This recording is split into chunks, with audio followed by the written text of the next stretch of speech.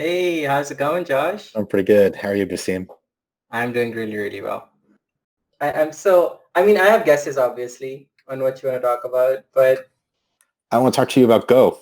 yes, let's talk about Go. That's something I'm also already interested in, so I can carry a bit of the conversation.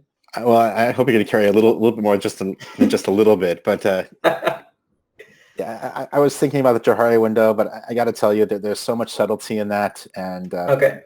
I think that's something where I really I need a diagram much more so than I need with Go, which is kind of interesting because Go you really want to have a Go board. So like it's a visual game or anything. Yeah, although I got to tell you, okay, so let's go ahead and begin. I guess press record Okay. now or whatever. Okay. Yeah. So I think I'm going to divide this into sections with you of like Okay. when I first got into Go, what drew me to it, Mm-hmm. uh, and then we'll get into the middle game of like how I really enjoyed Go for the longest time and why I still think it's amazing, and then we'll get into the end game and why I'm not really playing as much, if at all, as I have in the past. There's actually different terms for these, so I can tell you those as well. So it's kind of the fun here.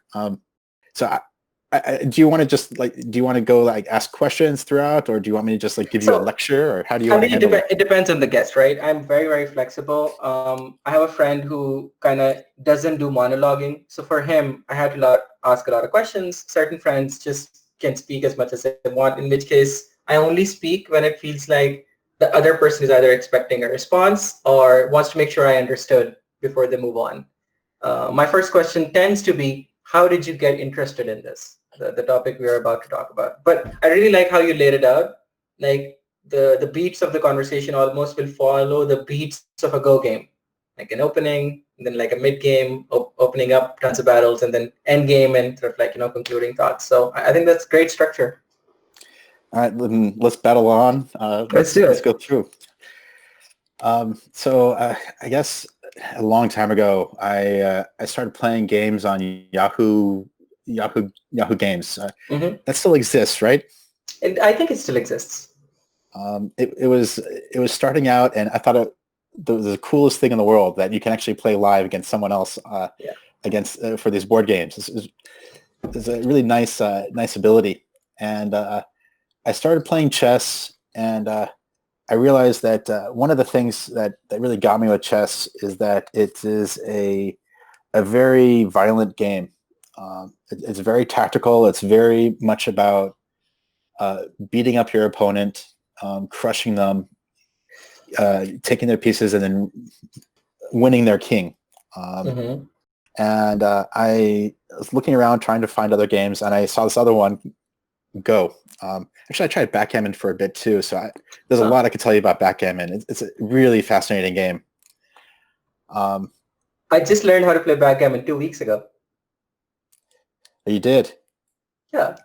There's a great book called 501 Backgammon Problems.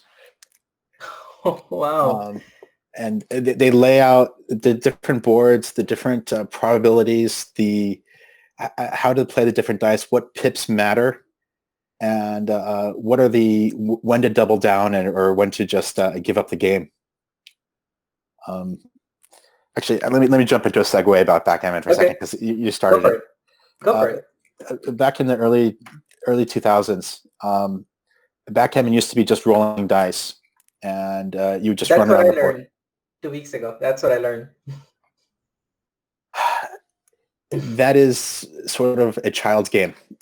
Okay. It's like shoots and ladders, Yeah. or Yeah. it's just you roll dice Ludo and or sorry. or Uno. Sorry, yeah. Yeah, yeah, yeah.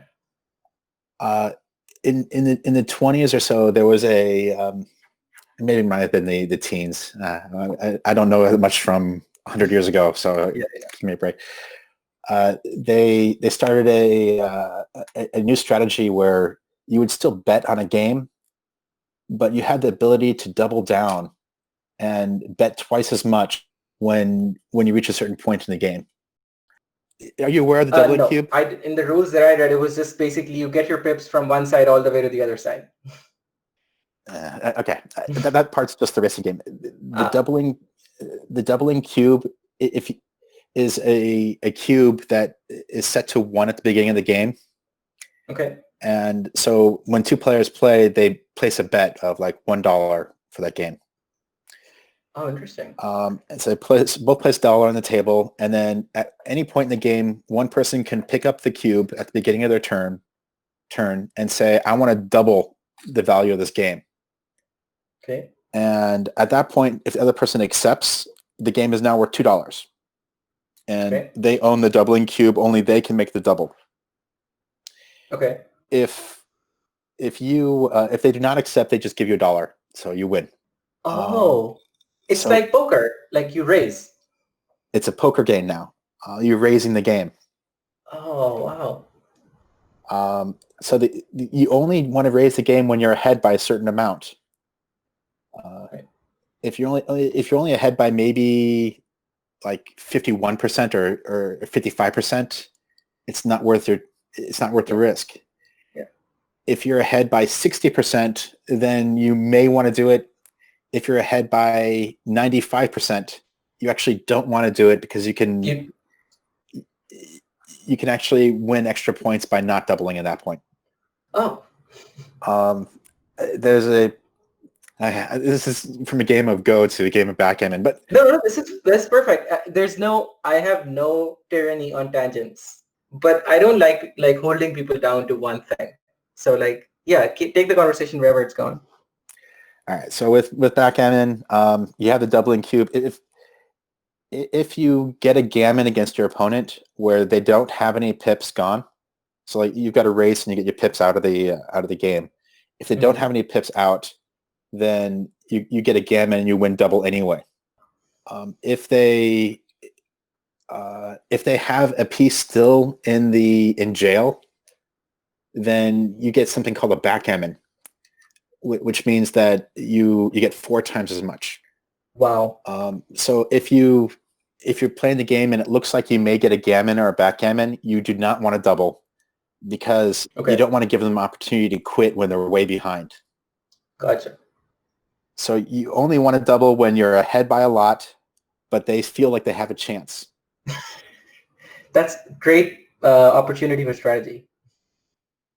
This is where a whole lot more strategy comes into play, and at this point, it shifts. They get to have the doubling cube, and only they get to make a decision whether to double. So if the game shifts in another direction, like if some magic happens and they get to go ahead, then they can double from 2 points to 4 points. Okay. So you can keep on going back and forth. It's possible to get up to like 16, but most people are like, all right, I don't want to, it's not worth 16 points for me. If you play backgammon, you need to have that doubling cube. It changes the game completely.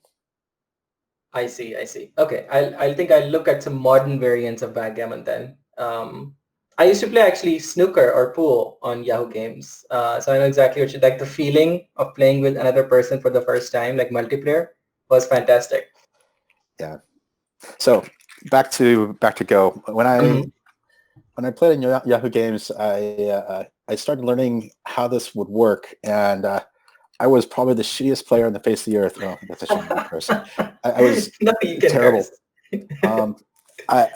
I know that it was you have to surround your stones, and I had this brilliant idea that if I create a block of 4 stones around each other, or just like 4 stones connected together as a fist, then in order to surround it, you need 1, 2, 3, 4, 5, 6, 7, 8 stones. Can you picture this in your head? You've got 4 stones on. Yeah. Okay. And I was like, okay, they need 8 stones to take it, therefore I'm ahead. And then I kept on losing with the strategy. And I was like wondering what's going on. Why would I keep on losing with such a great strategy? And I started looking at other games, doing a bit more research, and I realized that that's actually the absolute worst position you could have. You can never have a worse state of 4 stones because they're all clumped together. Yep. There's a certain shape it's called. It's just a clumped shape or something. But you don't want to have a series of 4 stones. A bar of just 2 stones is decent. Mm. because you need 6 stones to take it. Mm-hmm. But you're actually better off having a stone jump. Mm. You have 1 stone, empty space, and another stone. Mm-hmm. And that means that they may be able to cut, but the cost of cutting is very high. So the 1 stone jump is actually a very powerful move. Mm-hmm. A 2 stone jump is actually still very powerful. And the cost of cutting is still very high. Because I'm going to have to ask you to imagine here, like you have 2 white stones, one separated by with a 1 stone jump, which means like you've got a stone on a point, and then or at an intersection, a blank intersection, and then another stone. Mm-hmm. Mm-hmm. If black places a stone in between the two, white can immediately attack. Yeah. So white attacks immediately, and Mm-hmm. if black does not defend, white can win a stone, and have one of the most powerful positions on the board. Yeah. So black must create that 2 stone, just try to escape, Mm-hmm. at which point white can come back and defend. Mm-hmm. And then you end up with this big fight where white actually has a major advantage over black, and black is just trying to struggle to keep those first 2 stones alive.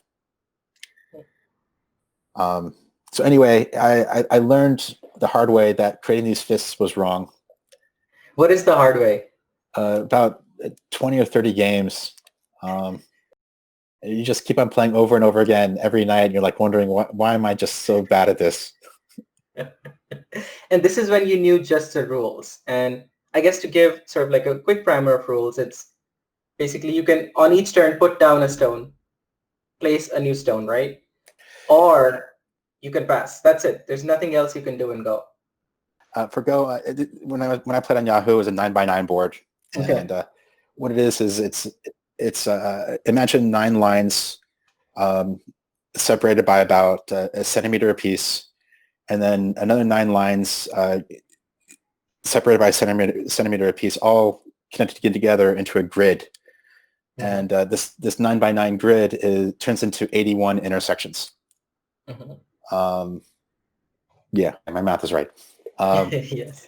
And then you swap back and forth, playing white stones and black stones on this 9x9 grid until, or you place them on the intersections, and you swap back and forth with your opponent, placing your stones on the intersections until sooner or later, one of you decides, all right, enough is enough. I'll pass. And the reasons they'll pass are either there's no good place on the board. They have to either fill in their area, or they either have to fill in their area, or they believe they've won and it's not worth their time to continue playing. So you mentioned in chess, the win condition is so violent, right? It's getting the other person's, toppling their kingdom. How do you view the story of Go? So this is the real beauty that really drew me to this, is that at the end of the game, the 2 players, instead of having one person crush the other, which does happen, at the end, the ultimate goal is you both have your own territory. You've both built an area. You've both grown your piece of the board, or pieces of the board, and you basically have to say, I'm happy with what I've got, and my opponent is happy with what they've got. And then at the end of that, you count it to see who has more territory. Mm-hmm. And in this manner, it's not about crushing your opponent. I mean, you can play that way. Again, some people do, but the ultimate games are really the games where you win by like half a point, or you lose by like half a point. Mm-hmm. You spend the entire time working with your opponent, negotiating with them, trying to build something with them. So you can look at it sort of like a win-win situation, where you've got your opponent there. Yeah, you are fighting them so you win a little bit more. But if you aim to win too much, it's more likely your opponent will just come back and say, no, you're trying too hard. You're not going to get anything from this. So And then half a point in context basically is scores would be like 80 versus 80.5. It's not like 2 versus 2.5. It's like high scores and then still the difference of like half a point. yeah, yeah. Well, I guess yeah. The way you score it is you count the number of empty spaces in your territory, and there's another key part to this. In order to keep the game a little bit more combative, you've got to the basic rule is you take a stone by surrounding it on the north, south, east, and west, or you take a group by surrounding it north, south, east, and west. I can go deeper into the rules about how sides work and whatever, but that's... I think that's good enough. I just want a quick refresher on sort of like, I think also relates to the question of why you found it more compelling than chess. That's still what I'm thinking about when I'm asking all these questions. I want to repeat this because actually this is one of the things that bring chess and backgammon and Go all together as some of the ancient games. Chess is very much a battle where you've got two people fighting it out. It's a war of attrition until one person is fully defeated. And you're using, it's all a brutal attack with your mind to take over that other person. I use the brutal.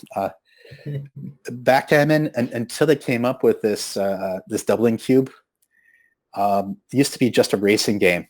And the only thing you'd have with it is just a random chance of your dice. Now with the doubling cube, I'm serious. Try with the doubling cube. I will. Now the doubling cube, it becomes from a game of chance to a game of chance and strategy combined together, sort of like poker. Yeah. People who are gamblers who distinguish between games you can win at a casino versus games you can never win at a casino. And blackjack and poker are both considered to be games, if you have enough strategy and skill, you can consistently win. Poker, maybe. The vig for poker is pretty strong, though. Usually the casino gets a certain percentage regardless of whatever. Blackjack, as a old card counter, I got to tell you that in order to really do well at blackjack, you have to be able to jump from spending $5 a hand to spending $200 a hand and not even blink. Even when you do jump to the $200 or even thousands of dollars for that hand, you have to be willing to leave the casino and say, I just lost $10,000 here. What? I had an uncle who was like the king of blackjack, and he would go to Vegas and win $50,000 one night. What? And then he would go and occasionally lose like $10,000, $20,000 for some of those weekends. So you can get ahead, but the odds are so small, and you've got to make that huge jump. Okay. And casinos have models to find those folks. I see. This is where you get like a group of people working together to play that game, where one person plays the $5 hands, then make a signal, another person comes in to spend the $10,000 hands, and even then you're not going to make that much money. You're going to make it that 1%, 2% more than usual. Wow. So it seems casinos know about the winning games and keep them locked down. Yeah. All right. Let's go back to Go. I wanted to focus on that. Yeah.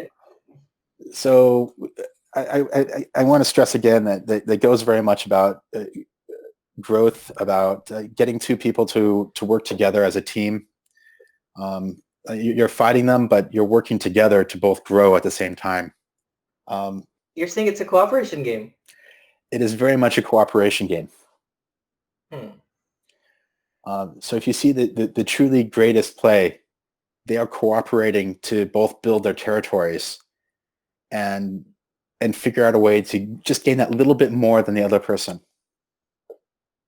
At the end of the game, I stressing again, you want to be able to win you want to negotiate just to have a little bit more than your opponent. So it's sort of like you have two companies negotiating for something. You want to have a little bit more at the end, but you want to leave your opponent happy. You want them to come back for more and come back to the table and continue another game later on. And in the spirit of both of you growing together, both of you learning together, and at the end, you both end up with something more than you started with. It makes it a very beautiful game. And when did that switch happen for you personally when playing Go? I think I started to really see that when I started to get to mid-game. After you get to the 9x9 boards, you start getting into the 13x13s, and you go from playing these fists all the time to learning how to fight with a dagger. And then after you learn how to fight with a dagger, you learn how to dance around, where you can imagine a master swordsman just training, starting off as a child, just punching people, and then learning how to dance and swing inside of a battle and avoid getting hit and make that one key, the key point, and then jump out before it becomes before he commits. And at that point, I was like, okay, this is great. I'm sort of this amazing fighter who can jump in and out of these battles, and it was a really good time to fight. And I'd play against other people who are big fighters too. Okay. And you going back to this analogy of the battle, you have a bunch of people who are good at these small little point fights, and they still end up after an entire war of just the occasional, I don't know, slash and hack. They end up pretty much even, and it's a great game. But then you see these generals. So you go from this gets into the leveling system of Go. In Go, you've got these things called Q levels. They take it from martial arts, or martial arts take it from them. Where you go like a white belt, brown belt, whatever, to black belt. As an amateur, you start off at like the 25 Q, and you work your way down until you get to 1 Q. At 1 Q, you finally hit your black belt, and you can start playing at 1 Dan. Okay. You've heard of these levels? Yeah. Okay. And then the way it was described to me was just by telling you the rules, you are 30 Q. I think the first time it was explained to me. So I guarantee, I tell you right now, everyone who's listening to this podcast, or they are now 30 Q. Amazing. Again, yeah. So then you get to 1 Dan. You work your way up from 1 Dan to like 8 Dan. And then at some point, you can get to professional. Some people make money off of Go. It's sort of like making money off of chess.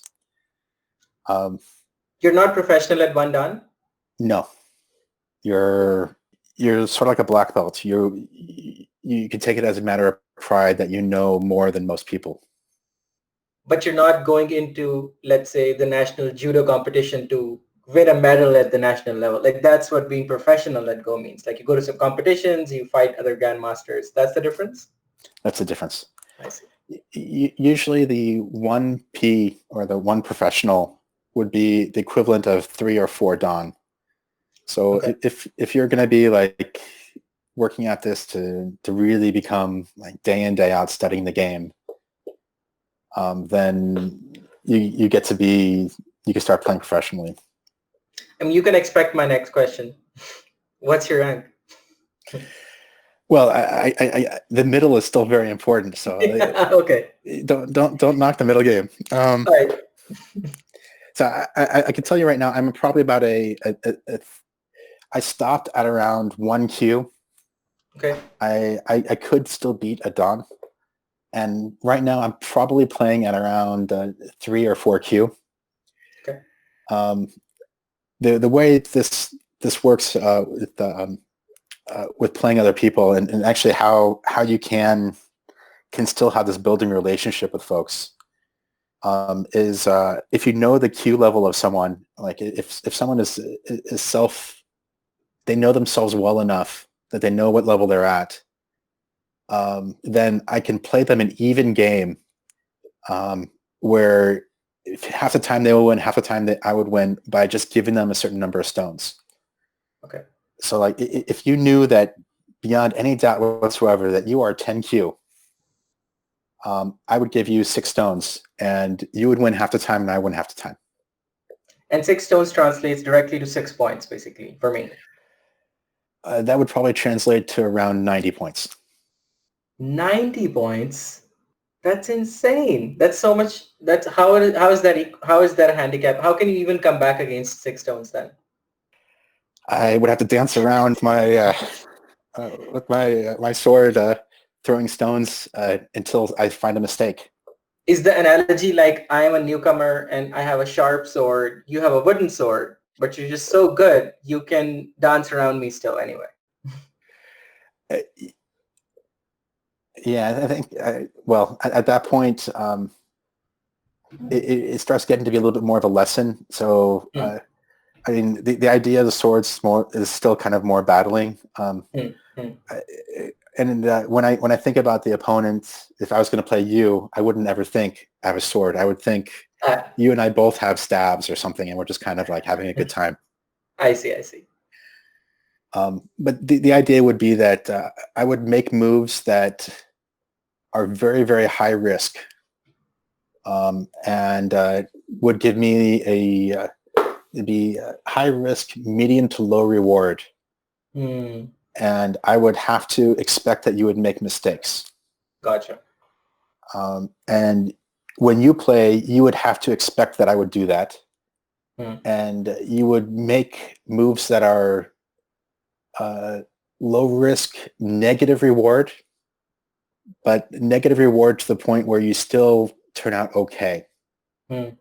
So if I had to think about the numbers, like every move I'd make, I'd have to play a move where I gain 10 points at a very high probability of just losing a lot, losing like 20. Okay. And then you would play where you would hope to lose like 2 or 3 points, but you're guaranteed to only lose that 2 or 3 points. You're not guaranteed. You're not taking a risk of losing the 20. Gotcha. So it's like maybe the better analogy is you're in a faster car and I get a head start, and like as we play more and more and more moves, you're gaining up more and more and more. I'm catching up. Yeah. And I'm taking bigger risks. I'm running around corners faster. Sometimes some of the wheels will lift up, but since I'm an expert, I can take those risks and still do okay. Okay, and that's another place where this feels very fundamentally different from chess. You can't just give 6 pieces in chess. There you go. You can't, and the intention is not to do that. The intention is to just crush and always. You pretty much have to play an equal in chess to have a good game. You can't play against someone who's less than you.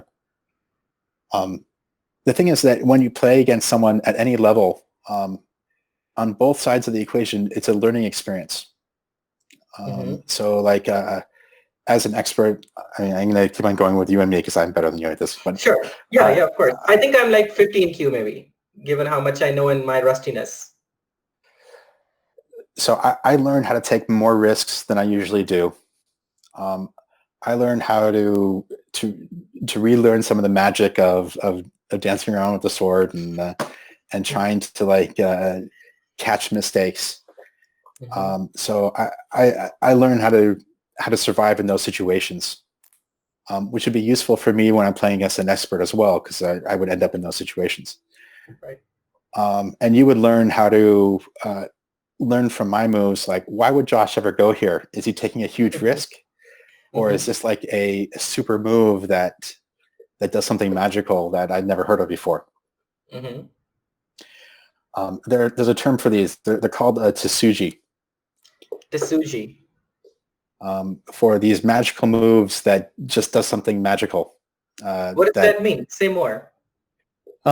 So like if you have a if you have a position uh, where someone's a little bit behind, or just they're playing either behind or equal against someone else, there's occasionally a single move that really makes a huge difference.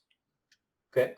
And it's called a Tsuji. It's where you play that move, and the person's like, okay, I don't have any good comeback for that. You won this battle. I need to back off. Okay. And it's hard to find that perfect move. A lot of times there's good enough moves and moves that'll get you by. But occasionally you'll be like, okay, I played these 3 moves, and then I played this move like 5 spaces away or 3 spaces away that has a huge impact on this area. Mm-hmm.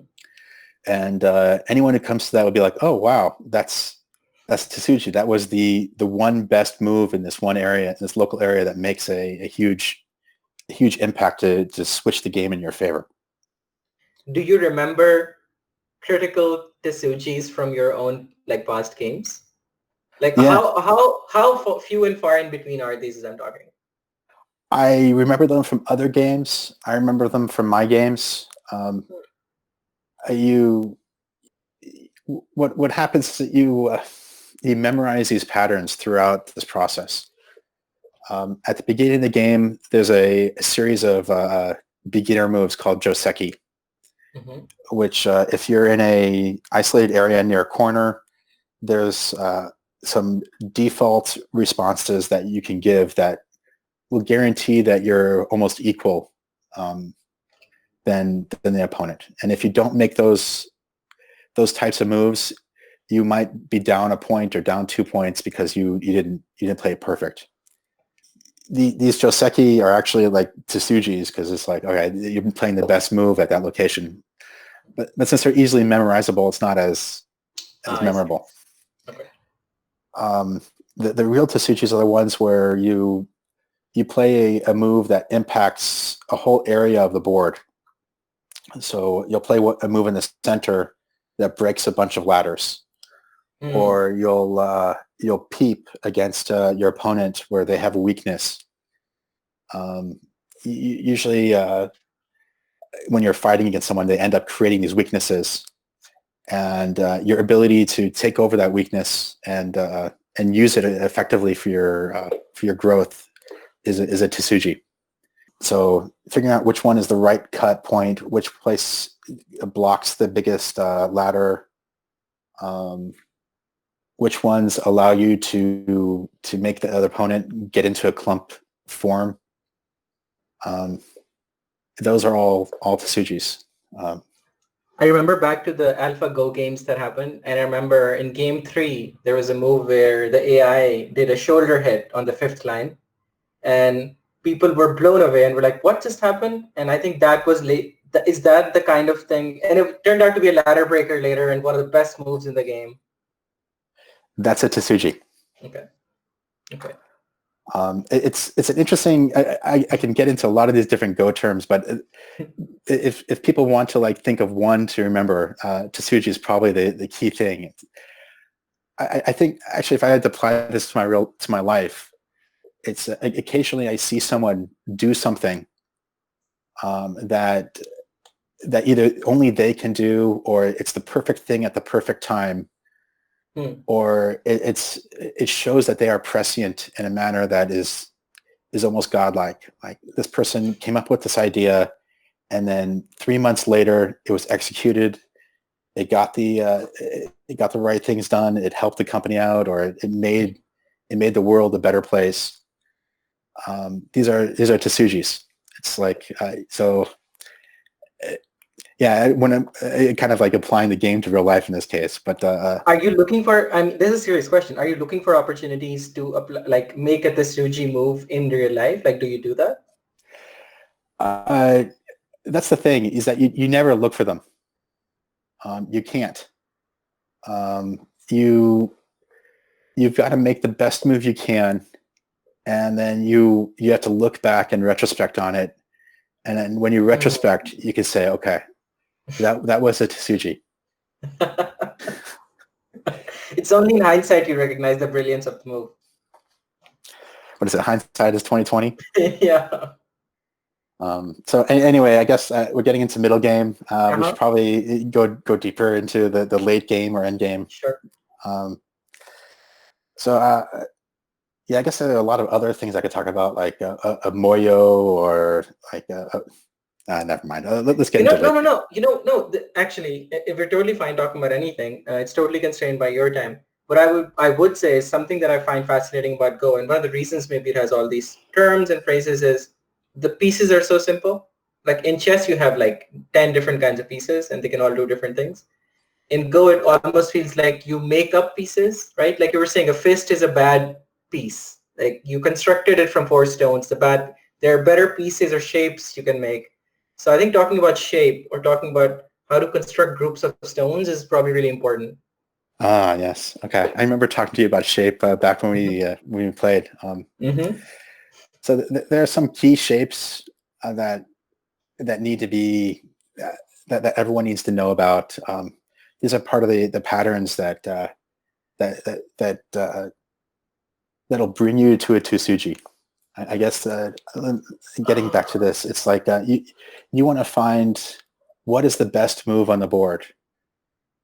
You memorize the key patterns, the key ideas, and by understanding the patterns and the shapes, the Tsuji will just appear. The key shapes, I mentioned one a little bit earlier. It's called the Pon Nuki. It's where you've got 4 stones surrounding a point. It's a very powerful shape because a person has an eye, and they basically almost have full life because of this. There's a J shape, which is sort of like it gathers a ladder. There's a large Pon Nuki where you've got what is it? 2 stones separated by 2 points, and then you've got a to the right and left of them, you've got these bars. So it's a total of 6 stones with 2 points in between, in the middle of those. It's a very strong shape. So how do you know? So how do you know that? Is this through practice and reading books and through people? Like, how do you know which shapes are better or not? You study. You talk to the right people. They go into like what are good shapes and what are bad shapes. It's actually easier to find out what are bad shapes. Like we talked about 2 of them, like the triangle and the square. More bad shapes.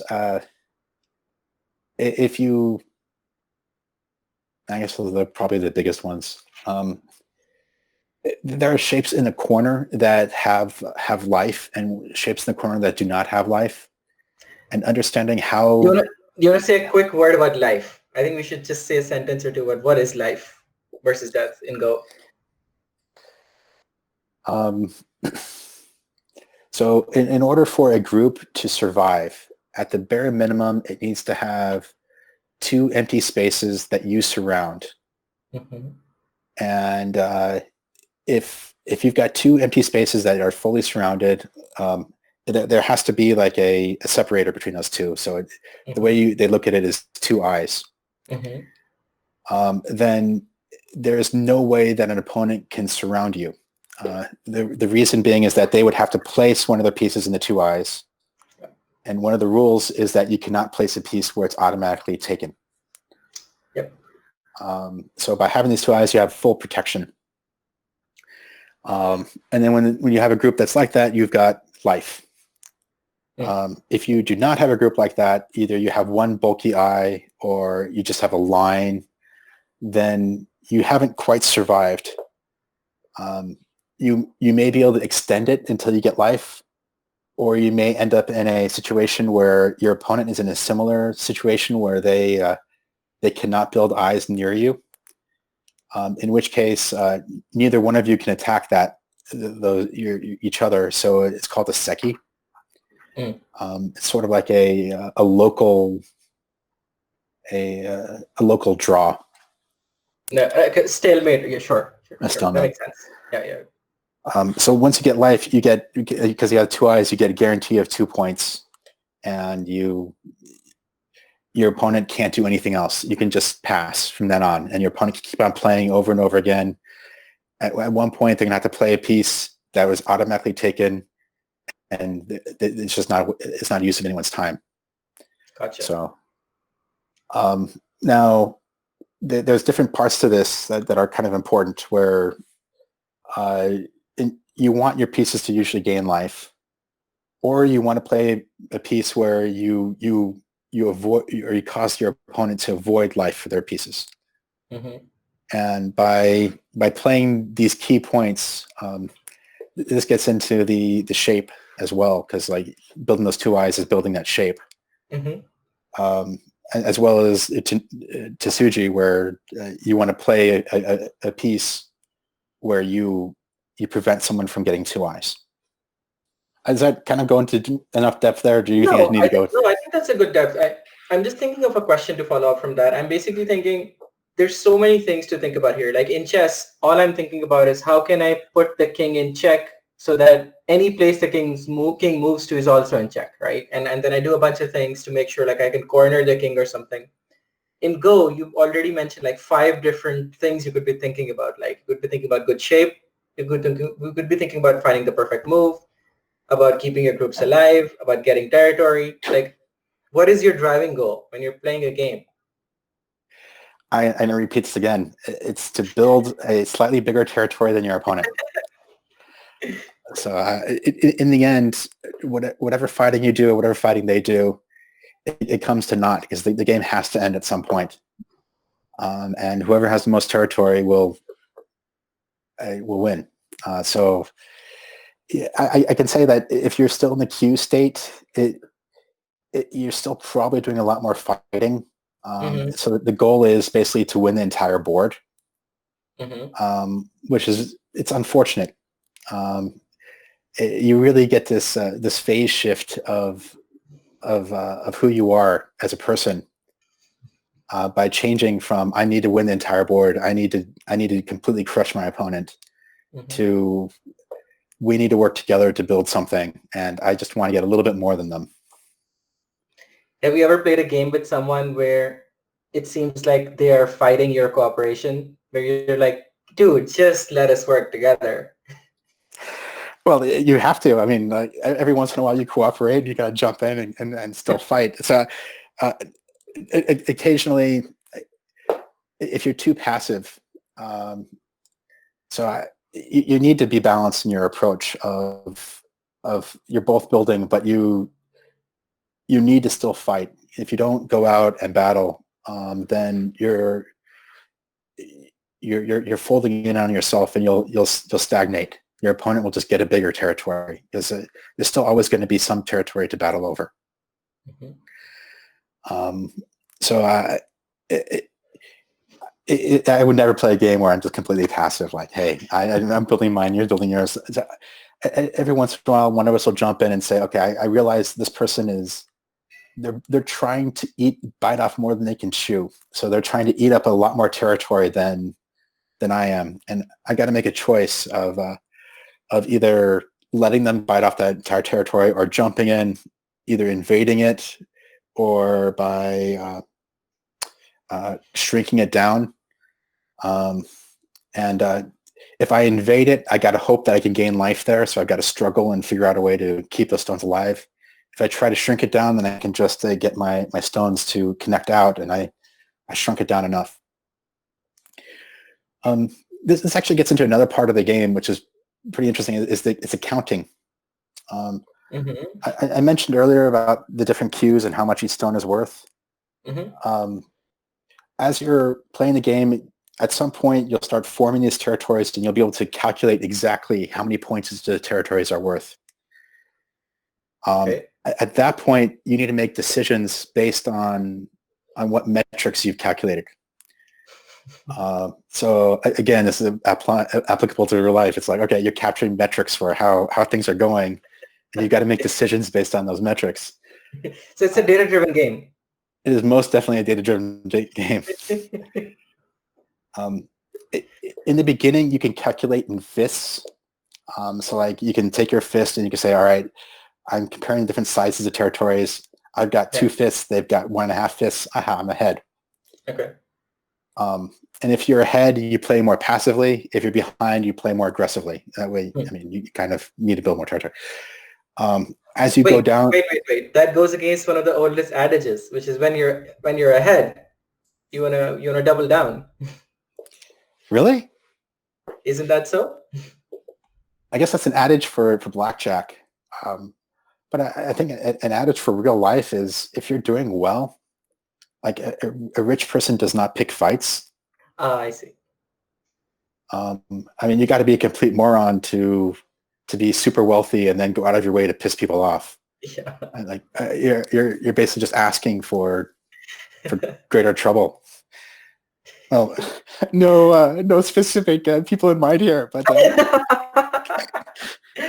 I guess you're right. I guess you're right. The phrase is quit while you're ahead, right? Yeah. You're right. Well, you can't quit because you've got to finish. You got to give the other person an opportunity to come back.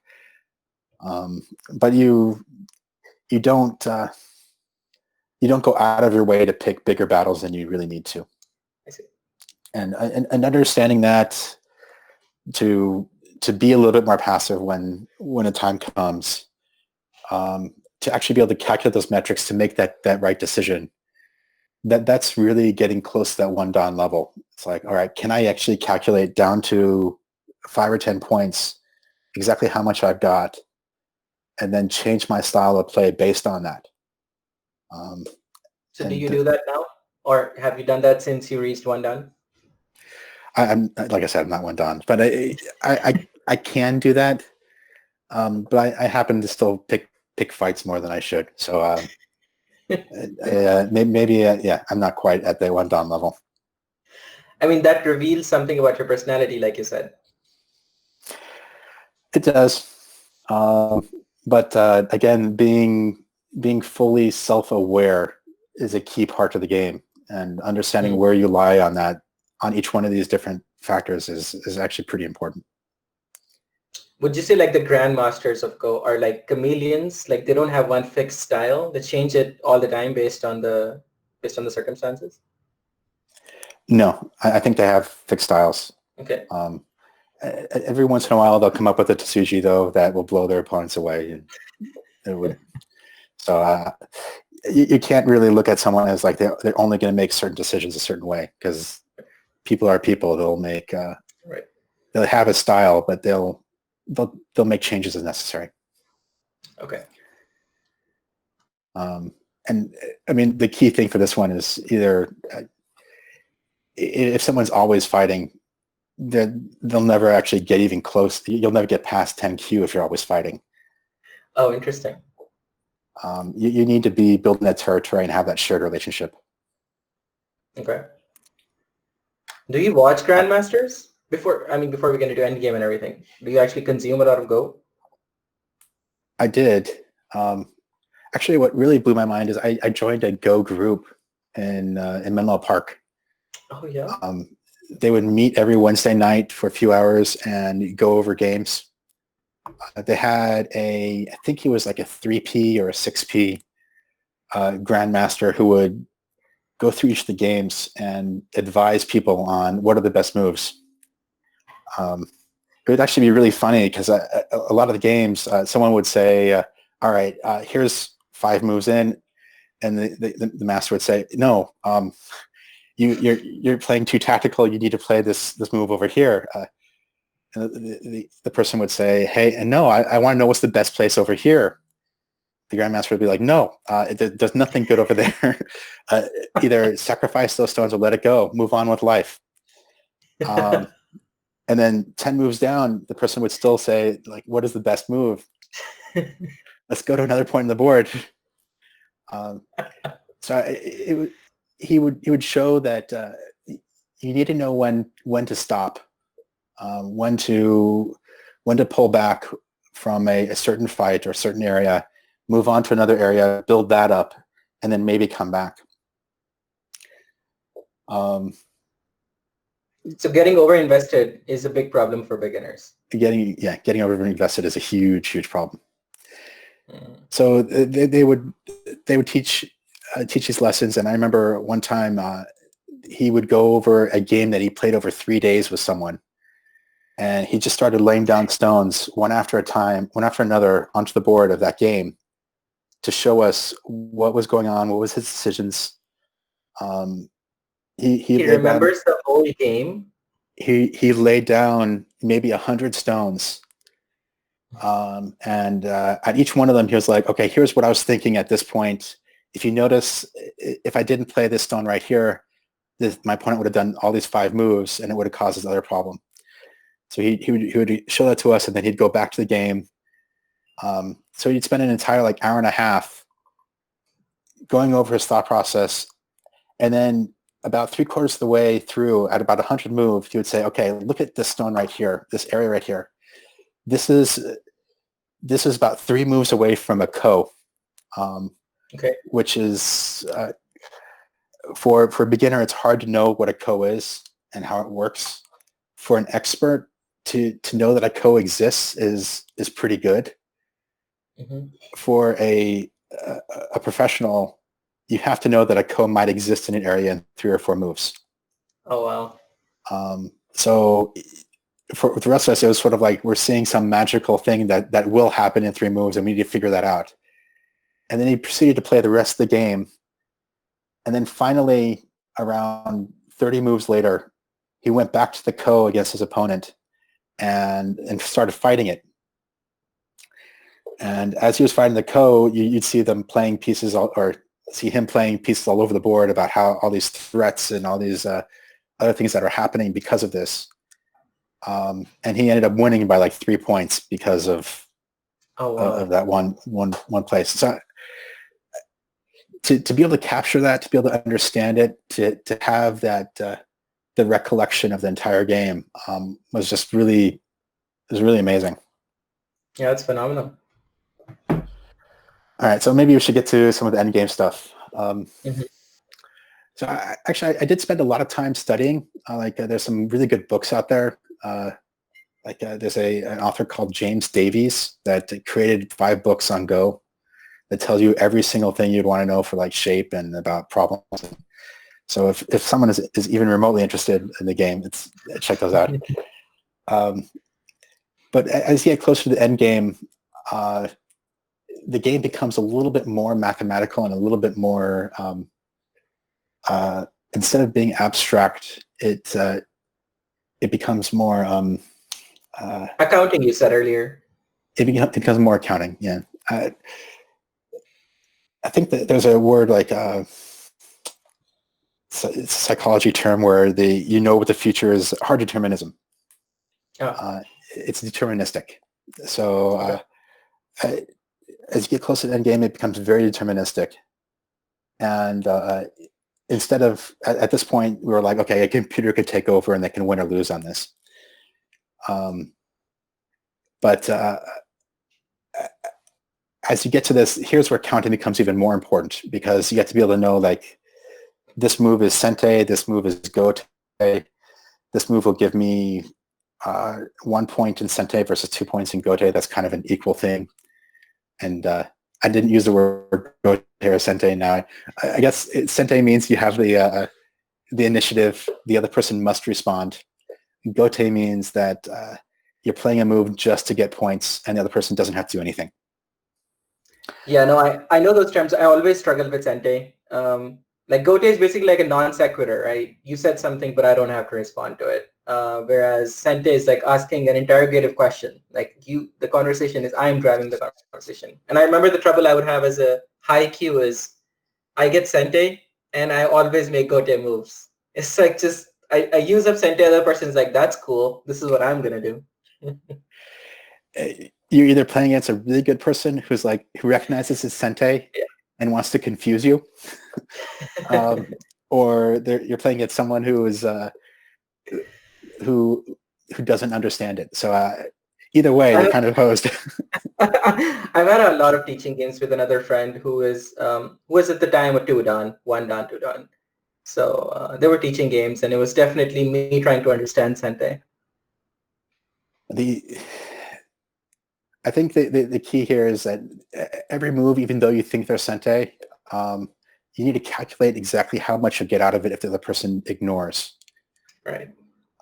So it's if the other person ignores, then you need to make a decision whether their move is Sente and you have to respond to it, or whether you should continue your move.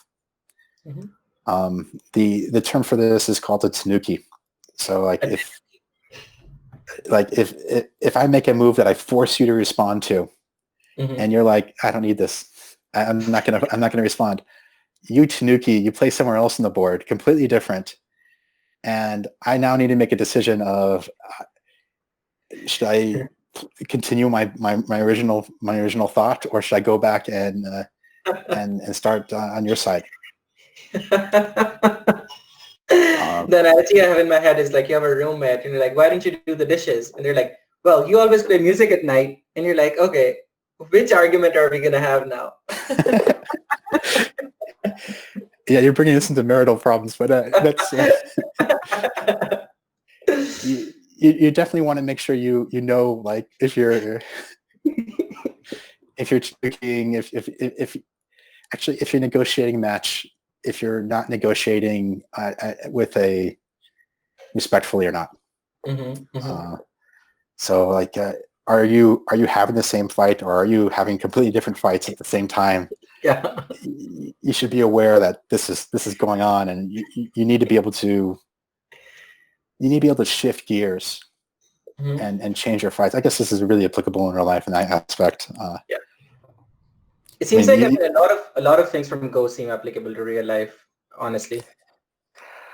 I think I will get into another book. There's a great book called A Way of Go, or The Way of Go. So I can mm-hmm. find this thing.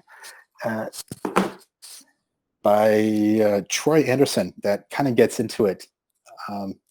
He goes into like all these different strategies about how if you want to figure out what the future holds, look to the past. If you have a strength right here, then make sure you play away from it so that you can still use that strength, but you're able to grow elsewhere. What are the other ones? Like look to the past. When you're thinking right, go left. When they zig, you zag. When you know when to lead and when to follow. This one's actually pretty big. Dude, this is like serious life advice. Like this gets into the Sente Gote thing. Like sometimes you really have to know, like, when you're leading something.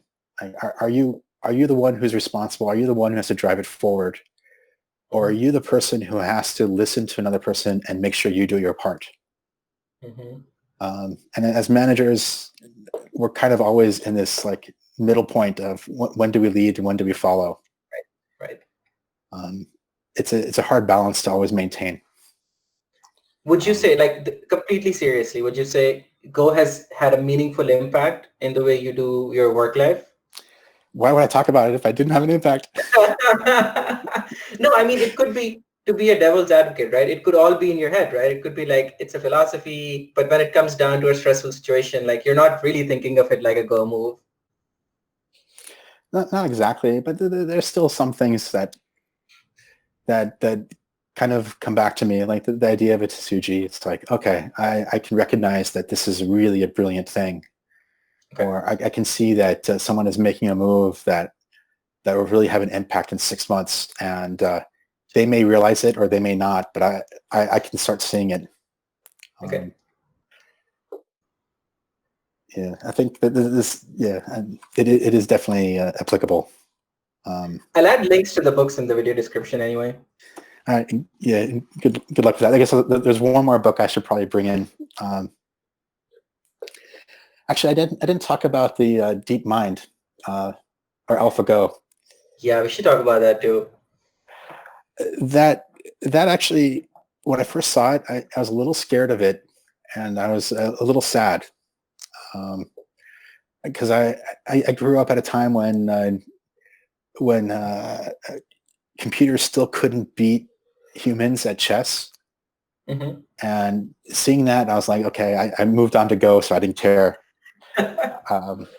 And when AlphaGo came around, I was like, wow, this is really kind of a shame. But then I thought about it more, and when you hear some of the masters of Go talk about it, they sort of look at AlphaGo as otherworldly. Mm-hmm. Like the moves that the machine makes are so beyond. Like they're all Tetsujis. They're all kind of amazing, and it gives us more opportunity to learn. So we'll be able to figure out like some more magic, some more things that we would never think of before. We can pick that up now. And not to mention is that a computer hasn't really beat anyone. All they did is just change the Komi. They're probably, instead of What does being that mean? I mentioned that if I played you, I'd give you like 5 stones or 10 stones or something. Right, a head start. A head start. So all we do with AlphaGo is just give a human a head start. Yeah, right. And just say, okay, well, we know the computer is 3 stones better than a human being. All right, give a human being 3 stones and see how it does. And that's again where it's different from chess. When Deep Blue beat Kasparov, he couldn't just say like, okay, I'm going to have 3 more pawns. Well, you can do what Fischer did and just mix up the back row. Oh, I didn't know that they did that. That's a change that they're trying to, or some chess associations are trying to build in, like you mix up the entire back row and then it becomes more difficult for a computer to win. Oh. Yeah, there are other. I mean, I guess everyone has their own tricks. It's like, all right, how can we still beat the computers? Well, I mean, just as an observer, the chess method sounds worse. I mean, I don't play chess as much. I know the rules and everything, but there's a reason both of us like Go. There's a built-in system for better players to beat or to play evenly against not as good. Have you played an AI? Any of these recent AIs? Not the recent ones. There was an AI that came out back in the early 2000s that was based on the Monte Carlo method. You would just pick random places on the board to go, and then find one that seemed reasonably good, and then see if it met any of the shape or any of the other major problems. That could probably be about like a 5Q. So it would be good for beginners. But once you start understanding more of the shape and more of what's going on in the entire territory, you can beat those. I didn't play against AlphaGo or anything yet. I think that'd be it wouldn't really be a match. It'd be like me playing against a 9P. What I would do in that case is I would just ask that person to teach me some basic moves. Like if I played against the master of the club I talked about, it would not be useful for him. He'd have to give me 15 stones. I see. And he would still like find some trick or whatever, but he knows all the tricks, so it's not as fun for him. He'd rather sit there and go over like different shapes with me rather than an actual battle. So when you saw Lee Sedol being beat, were you shook? Like you were very upset by that? The what? When Lee Sedol, like the guy who did like the 5-0 match against AlphaGo, before they did the 60-0 win, were you upset by that? Did you see that live? I saw that live, and I was actually kind of annoyed that I saw one of the moves 3 moves before the professional started getting into it. I was like, this space right here is just ripe for an invasion. Like, what the hell are you doing? Letting this computer do this to you? Like, fill in that space. Stop the damn invasion before it happens.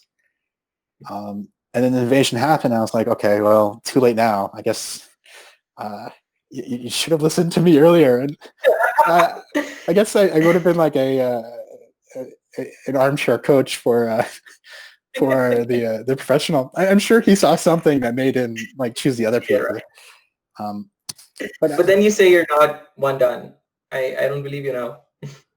I'm not one done, but the thing is that when you see experts play, I've actually seen this a lot, is that they will get into fights and continue a fight before you would drop off of it or stay in there longer than you would, because they don't want to build they don't want to build any debt.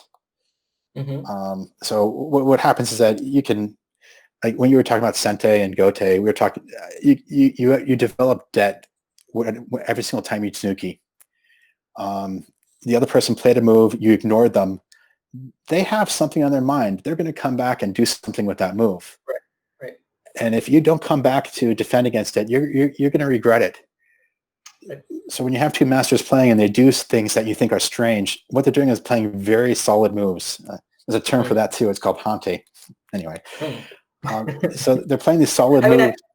I guess these are just the Japanese words for the English words. So it's not even literature. It's like just what they are. It's just what they are. Well, some of them don't even have a Tsuji doesn't have an English equivalent. Right, yeah. I guess it'd be a masterful move. So anyway, let's get into the end game. I think it's going to be about an hour and a half. Anyone who's listening, I'd still be amazed. I mean, let's be honest, Josh. This is mostly for you and me. And then if people listen, that's great. So you get to the end game. We talked about AlphaGo. It's not the end of Go. There's still so much more that this game can do, and it's still practical for businessmen, for anyone who wants to understand strategy and understand like what are key aspects of prioritization. I didn't go into like big versus urgent. I got to jump into this for a second. You know the Eisenhower matrix? No. Never heard of the Eisenhower matrix? I've not heard of it. Nope. It's a grid between where you get to choose between urgent versus important. Oh, I've heard of that matrix. I didn't know it was called that. It's called the Eisenhower matrix. So okay. Go has that built in. You want to play the urgent moves that are important very early, and then you want to play important moves, and then you want to go back, play urgent moves, and then the ones that are not urgent or important, you just let the other person play. Anyway, I suppose urgent and important moves are get the corners, get the sides, right? That's kind of those are important. The urgent moves are responding to or understanding why the opponent made their move and then making a correct response to it. I see. So like if your opponent makes a move that you think is not urgent or important, they just make a null move, you can just pick something important elsewhere. If they play something that is important to you or causes an urgency that you need to deal with, then you need to play in that area. Then you also need to be good at feeling the urgency. It takes some practice, yeah. Okay. So there's another book I'm going to point us to called Mathematical Go. Chilling Gets the Last Point. Literally chilling? It's literally chilling. Let's see here. Yeah, Chilling Gets... actually, it's by Elwyn Berlekamp and David Wolf. Okay. They took some ideas from Conway. The Game of Life fame, Conway? Yeah, I'm sure he loved knowing that he was only known for the Game of Life. He was upset about that. I've seen his YouTube videos. Actually, I guess on a serious note, did you know that he passed away from COVID a couple months back? No, I had no idea. Wow, that's tragic. Yeah, it's actually. I was looking into some of this, and I was like, "Oh wow, Conway is gone." He was born I guess here's your historical lesson. He was born right before World War II in England, so his family was always being bombed out. Mm-hmm. And this is at the, I mean, World War II is basically when computing began. So he was part of the computing revolution and the mathematical revolution that was associated, and he came up with all these these magical numbers to help describe games. So he was a really big game theorist, I guess, sort of like Nash. So one of the things he did is, other than life, he came up with things called surreal numbers. Surreal numbers. These are numbers that approach zero, but aren't going to be zero. It's sort of like the limit as x approaches zero. You know, like you get into those equations with limits. I've heard of another name for those. Like, is that not infinitesimals? And there's another word, infinitesimals. These are a piece of that as well. Okay. So the surreal and they're kind of in the same general ballpark. Okay. I'll use the word infinitesimal because you're used to that. So in Go, as you're playing the game and you get closer to the end game, you end up with these really these moves that all look like they're worth 1 point. Then the decision becomes, how do I play these moves so that I play the last move? Because if I play the last move, then I get that last half point. Right. And for some games that it comes down to people are so equal that it comes down to that last half point. There's a strategy using these infinitesimals where you can count how much each of the different areas are worth. So you'd have to get the book to go into more depth. But the idea is that you calculate each of the different sections. You get a infinitesimal number that is infinitesimally slightly bigger than other infinitesimals. And you can add them together. And if you add them together, then it doesn't matter. If you multiply them, then it may matter. So you're going to have to, well, you basically add, multiply, subtract each of these infinitesimals to figure out which is the best area to go so that you get to play the last move. I mean, to me, this just happens to be one of those amazing situations where math just comes to the rescue magically. It's just math magic, basically. It is math magic. I was reading it. I'm like, what? How do infinitesimals come into play in this game? Yeah. It's like, and it's actually kind of apropos because at the beginning of the game, we start off with each move, each piece being worth 15, 16 points. Right. And then towards the end of the game, the value goes down of each of the different moves. Okay. I see the analogy. And then as you get to the end of the game, the moves get to the point where they're only worth this infinitesimal amount, but they're still valuable. Right.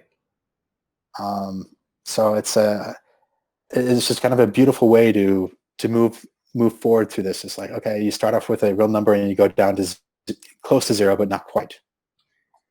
But I'm guessing grandmasters aren't doing infinitesimal math. They're not doing the math. They are just following the basic rule.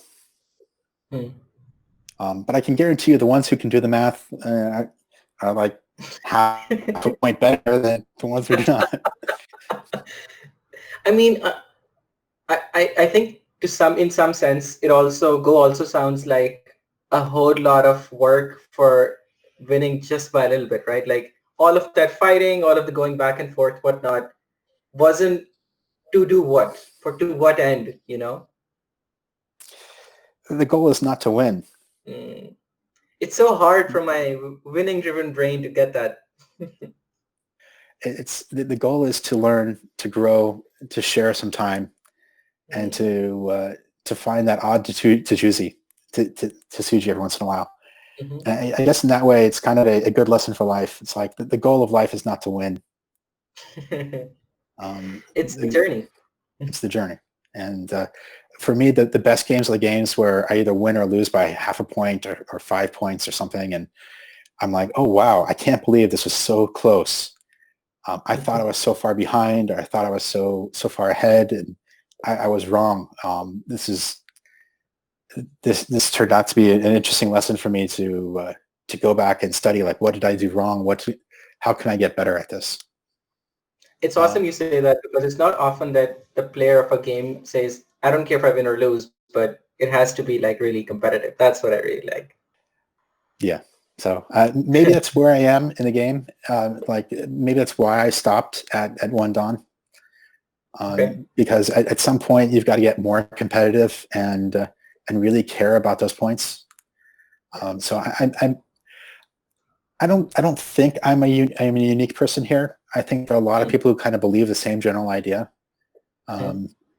But I think if you start getting into the professional levels, that half point becomes your salary. Like if you're making 50 grand or 100 grand a year, you need to make sure that you get that right.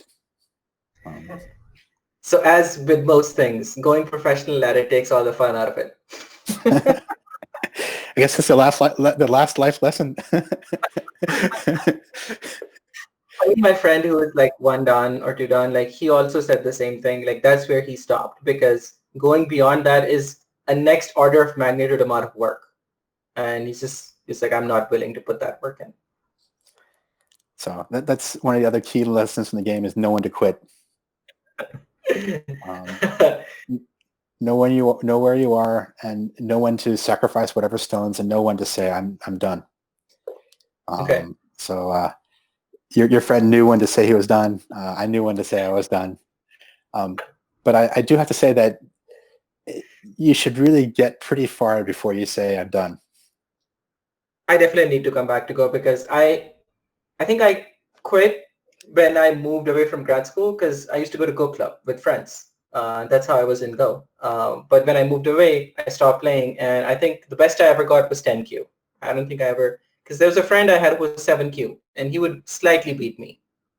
So like, yeah, I think I have more to go. I think in the single digit queues, you're pretty good. I think there's still a lot of fun stuff to do. Like there's a lot of little puzzles. There's some interesting Tsushis to look out for. It's still a fun journey. Okay, that's awesome. We're going towards the end of the game. I think one of the things that I like to do is sort of open up the end of the podcast to the guests and be like, parting thoughts, what are things you want to say? So it could be of the nature of, some message to somebody who's never played the game. How should they approach it? Or people who've been playing it for a while, how can they revisit it? Or just your general thoughts you want to end on. I love the game. Other people may not. It's a fun game. I guess my parting thoughts would be that whatever game you play, you're going to apply it to real life. So if you're going to be focused on games that are very adversarial, then think about what that means about you. If you're going to play games that are only purely chance, you're going to apply that to real life as well. So think about the games you play and make sure that those games are meaningful to you outside of the game itself. Josh, that's excellent advice. And I don't think we could have ended on anything better. Thank you so much for your time. This was so much fun for me. Basim, you take care. Thank you so much, Josh. Thanks for your time. And I'll send you a link when it's done. See ya. Thanks, Basim. I'll see you later too. Bye. You too. Bye. You too. Bye. You too. Bye.